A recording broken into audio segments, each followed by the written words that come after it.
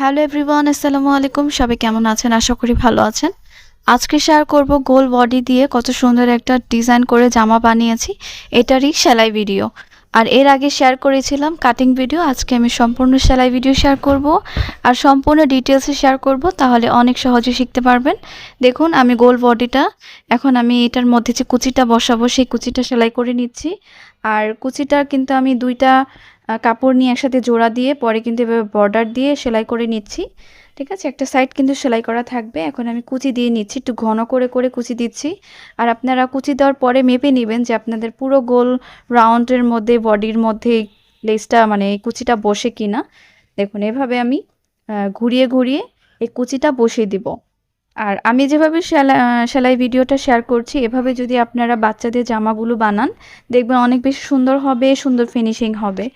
দেখুন এখন আমি উপরের যে আরেকটা পার্ট ছিল সেই পার্টটা এখন এভাবে সেলাই করে বসাবো। দেখুন প্রথমে কিন্তু আমি একটা পার্টে কুচিটা বসিয়েছি আর আরেকটা পার্ট উপর দিয়ে সেলাই করছি। আর সিধা পার্টগুলো সব ভিতরে থাকবে আর উল্টো পার্টগুলো একটা নিচে ছিল আর একটা উপরে। তো এই যে সাইড থেকে এভাবে সেলাই করে দিলাম। এখন আমি গলাটা সেলাই করে নিব। দেখুন এখন আমি গলার সাইডটা কিন্তু সেলাই করে নিচ্ছি। আর একটা সাইড কিন্তু খোলা থাকবে, যেটা দিয়ে আমি কাপড়টা বের করতে পারবো, মানে সিধা পাট করতে পারবো। আর সেই অংশটা পরে সেলাই করব। দেখুন এভাবে একটু কেটে দিচ্ছি, এতে করে গোল বডিটা সুন্দর একটা রাউন্ড শেপ হবে সিধা পাট করার পরে।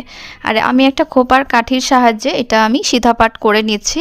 আপনারা যে কোনো চিকন কাঠি যে কোনো কিছু দিয়ে এটা সিধা পাট করে নেবেন আর কোনাগুলো সমান করে নেবেন। আর যেই সাইডটা খোলা ছিল সেই সাইডে একটা চাপ সেলাই দিয়ে দিয়েছি উপর দিয়ে। দেখুন বডির কাজটা আপাতত শেষ। এখন আমি কি করব, উপরে একটা চাপ সেলাই দিয়ে দিব গলায়।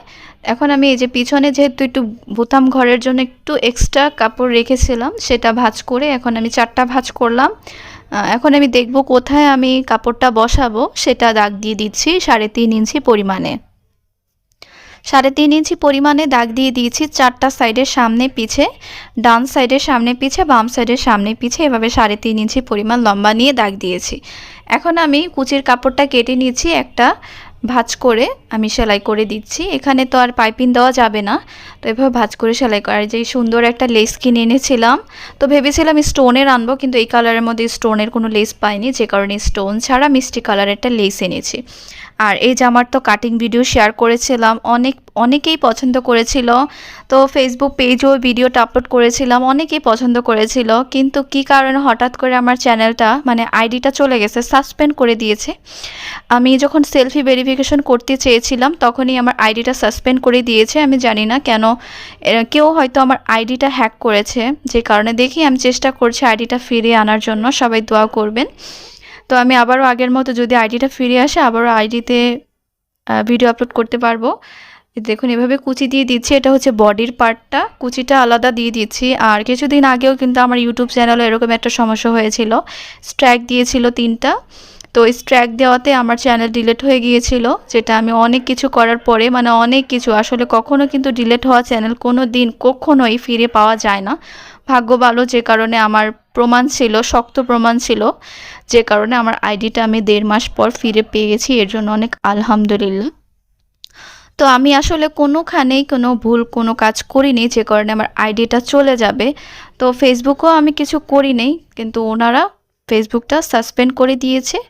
আপনাদের দোয়ায় হয়তো আবার ফিরেও পেতে পারি। চেষ্টা করছি আইডিটা কিভাবে ফিরে আনা যায়।